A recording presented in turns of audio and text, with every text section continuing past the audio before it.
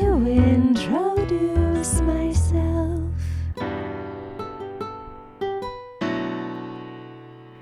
Stoner Story Witch.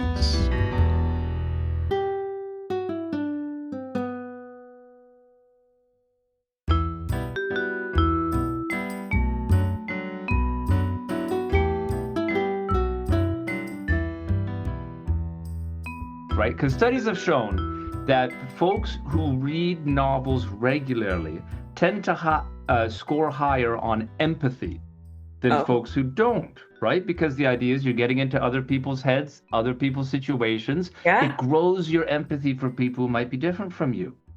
The only way that it would ever actually turn out that your book is starting to have a net negative is if somehow somebody turns it into scripture and 1,000 years later that gets co-opted by the empire in the same way that Jesus's book was turned into that.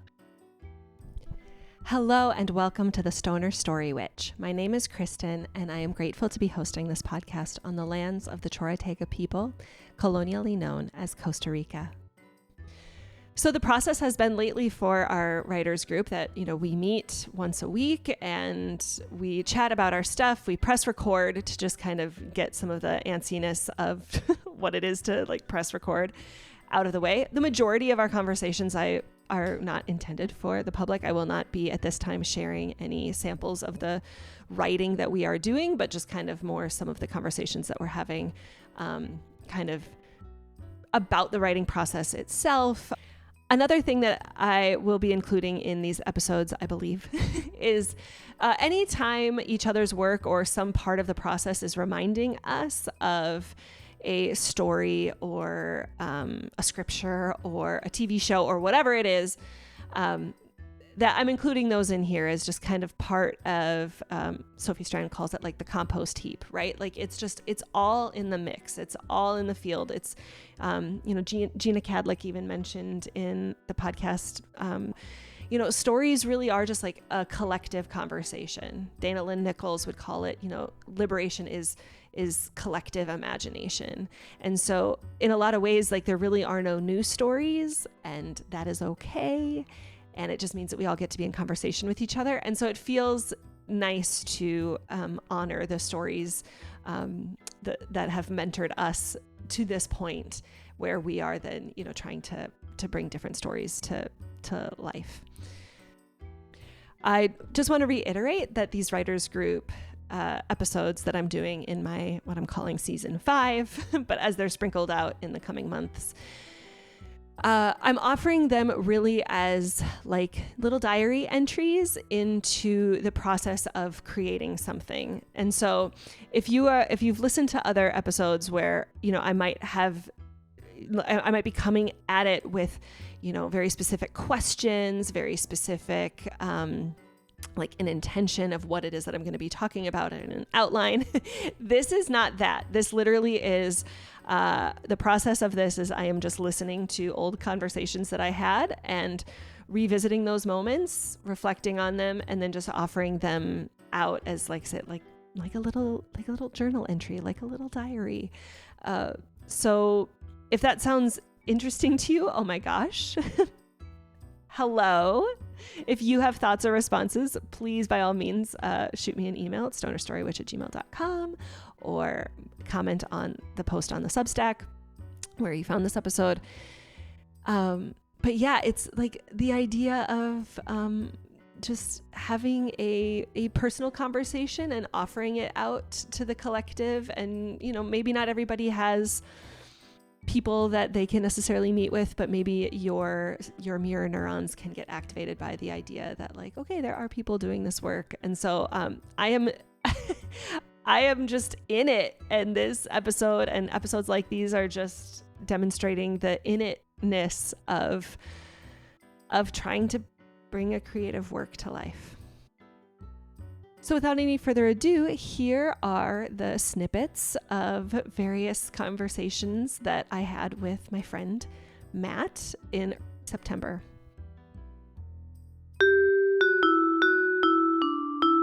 Well, I had a neat experience this morning because, of course, Tuesdays are when I'm like, oh, I get to write. This is fun. Aw. So I started opening things up.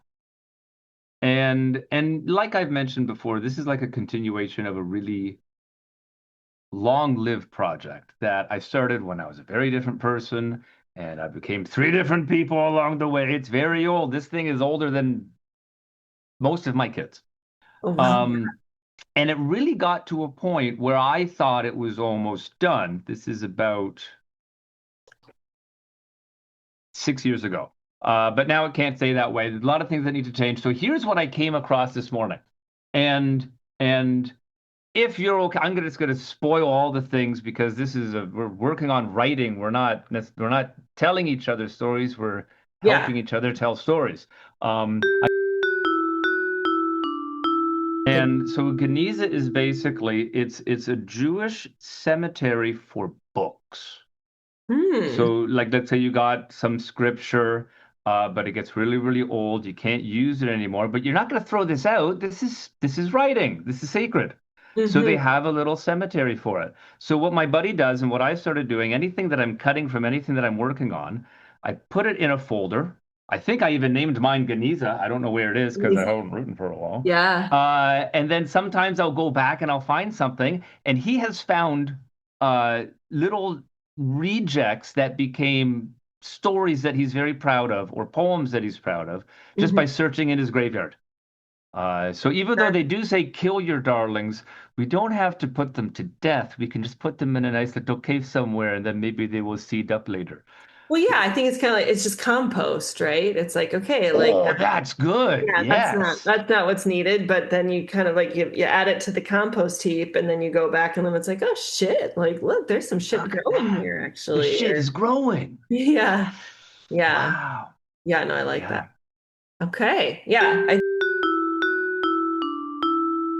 My takeaway was that like it's almost irresponsible as writers to like write a sci-fi of like such a dystopian technology that could like just like do terrible things because it's like the kids reading that could become billionaires, could become the next Elon Musk and could actually like make that come to fruition. It's like the That's the, interesting. the like That's interesting. the responsibility that we actually have to like build the worlds that like we would Yeah. want. And that doesn't mean that, you're sugarcoating evil, but like maybe we don't actually want to be in the mind of somebody who's driven crazy. Like maybe that actually is not like caretaking our readership responsibly or something. And maybe it was like Yeah.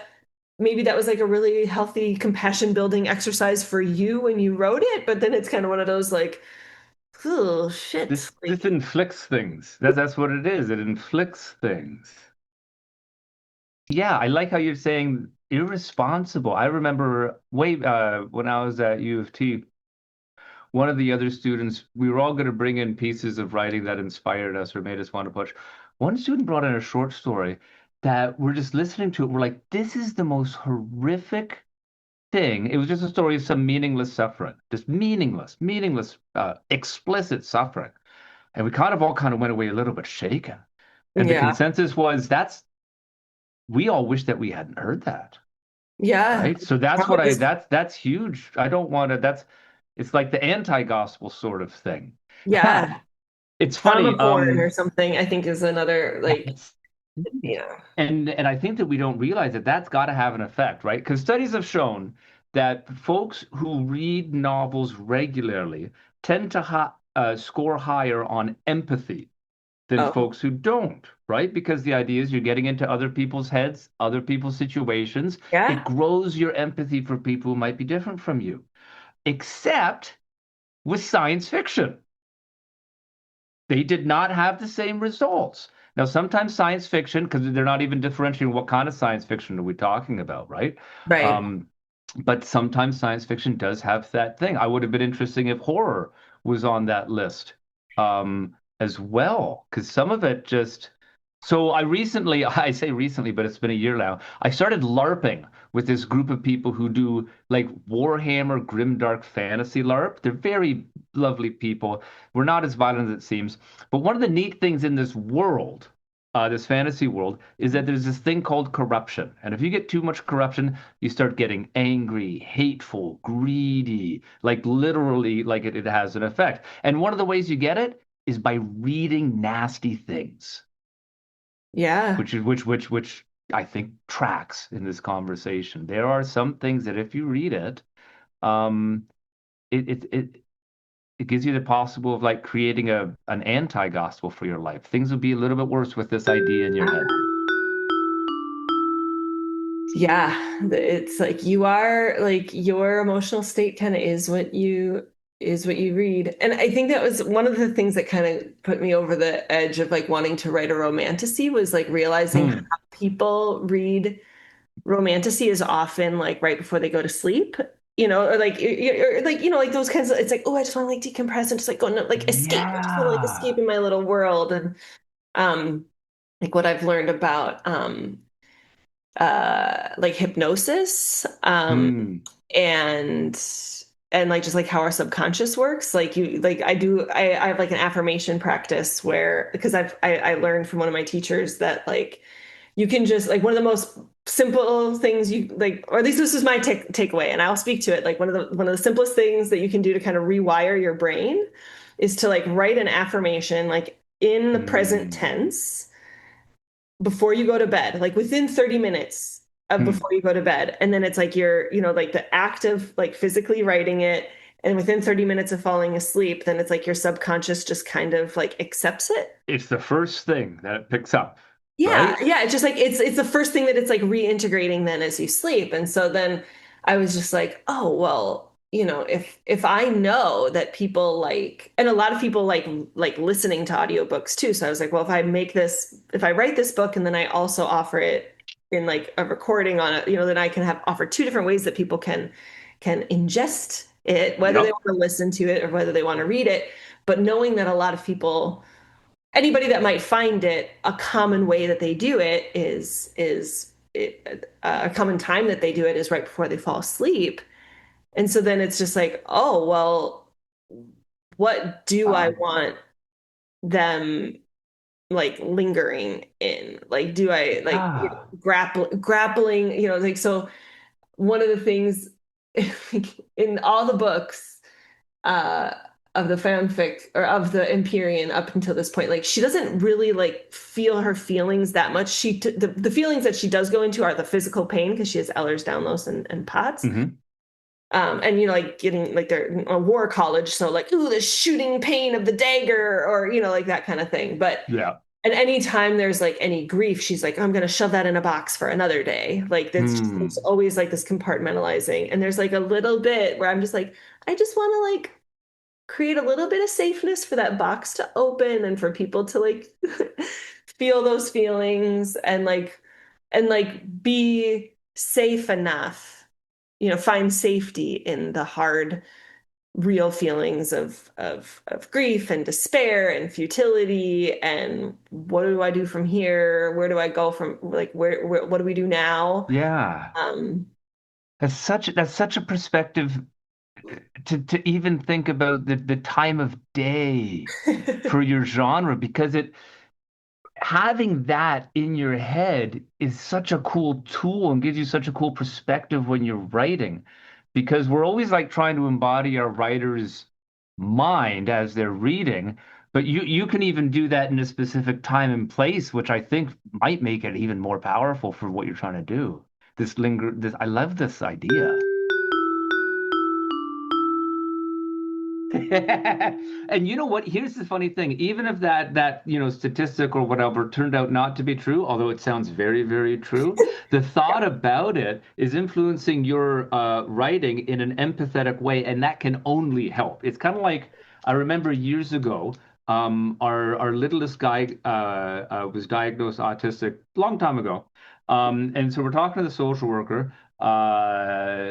And we're like, well, so what are some tips that you have? He's very high functioning, but how can we, mm, support him And so she starts listing all the different ways that we can, modify or, whatever, do as parents do this, empathetic listening, taking time to understand. Da, da, da, da, da.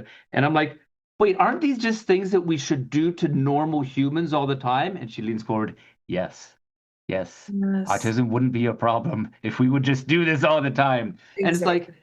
so even if he wasn't autistic, you do this anyway. So even if people are reading this first thing in the morning, this Mm, reminder that your stories will be lingered on when the book is put down, yeah, I just seems like a powerful perspective.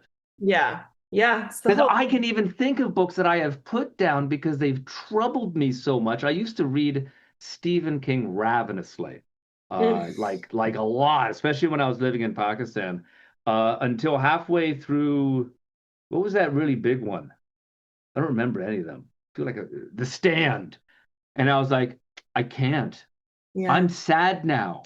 I'm yeah, so sad now. yeah. He's a pantser. And when I found that out, for some reason, I didn't like it because it explained why all of his endings didn't make sense to me.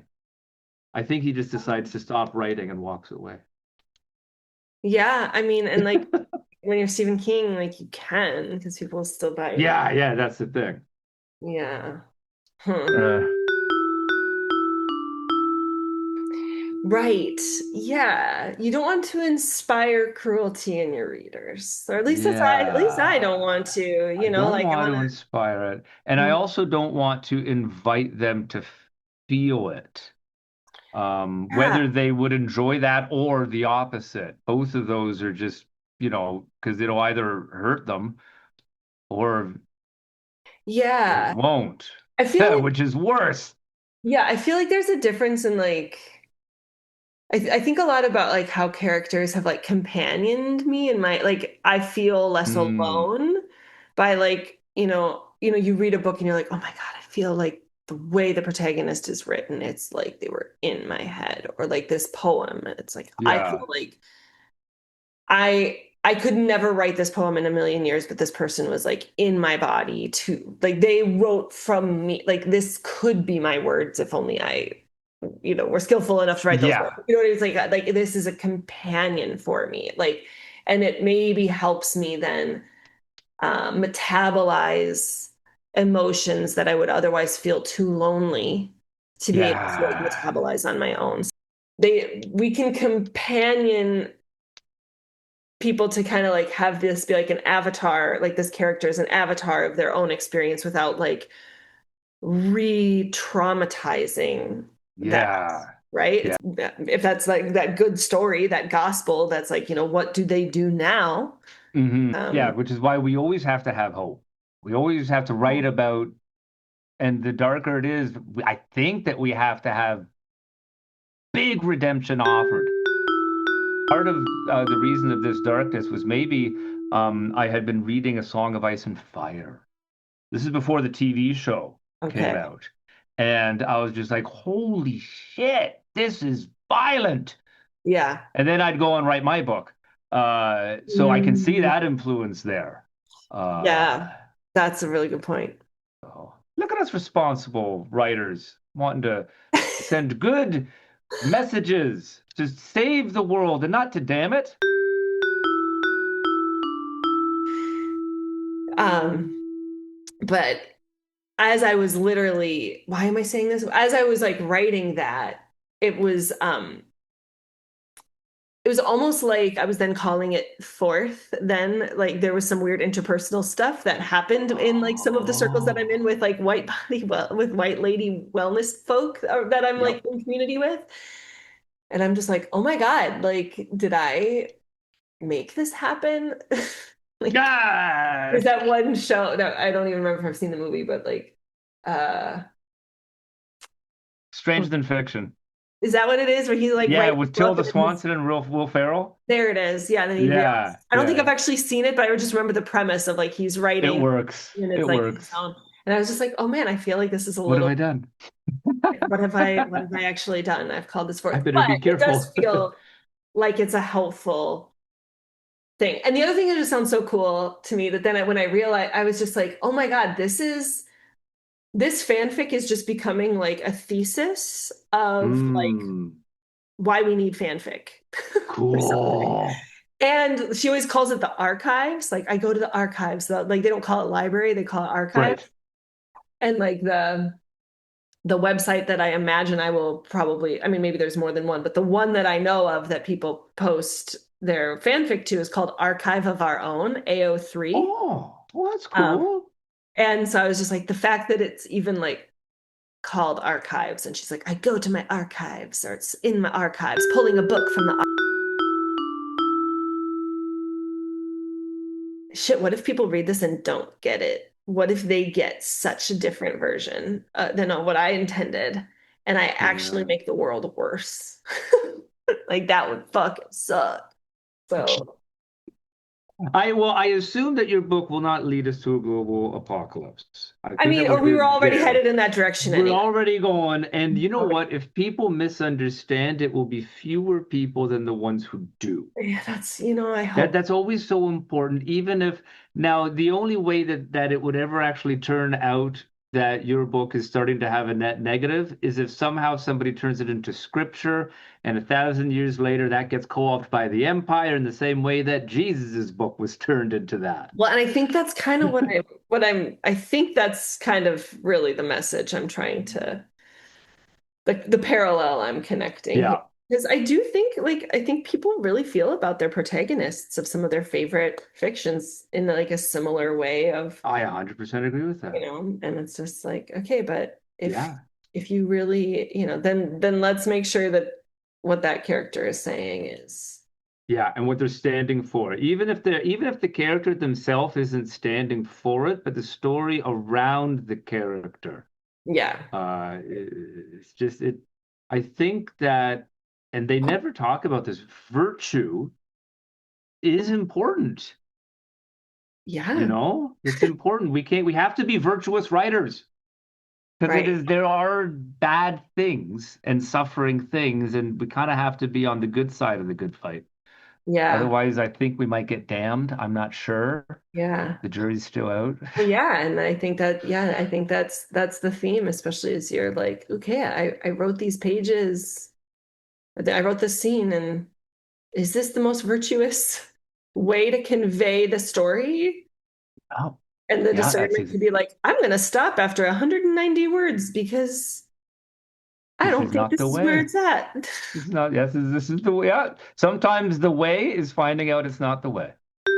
Yeah.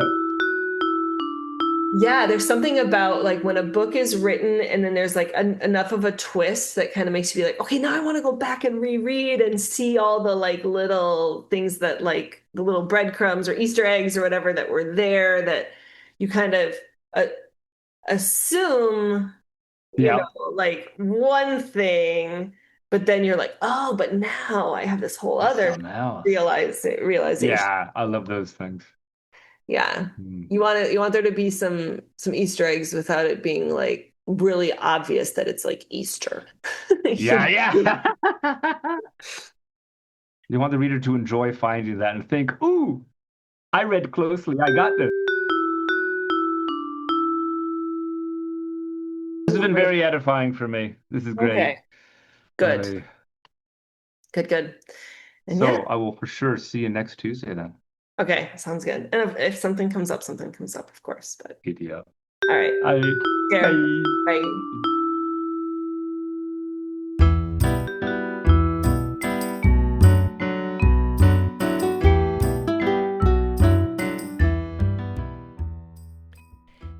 Thank you so much for listening to today's episode. Thank you, Matt, for continuing to meet with me and trudge along in this journey. Thank you to everyone in my life that has, even if just energetically, has been offering me witnessing and support and companionship in this process. I am still months and months and months away from it being finished, and it just feels meaningful and possible to be continuing on this journey in the midst of these tumultuous times. just knowing that there are people in the world that are collectively imagining with me and companioning me. So thank you, thank you, thank you. As always, feel free to comment on the Substack post where you found this, or reach out to me at stonerstorywitch@gmail.com. It is my hope that every creator out there who wants and needs companionship on that journey to Oz, or to return the ring to Mordor, wherever it is, whatever your story is of your life, it is my hope that you are well companioned and well resourced for that liberatory journey. Thank you to John Williams and Anais Mitchell for the inspiration for the theme song of the Stoner Story Witch podcast, as well as Matt Schubbe and Kevin Carlo for their creative juices for the cover art and the sound editing and production. And with that, I will leave you with my quote from Rev. Angel Kyoto Williams that says, "Love and justice are not two. Without inner change, there can be no outer change. And without collective change, no change matters." Take good care, everyone. Bye for now.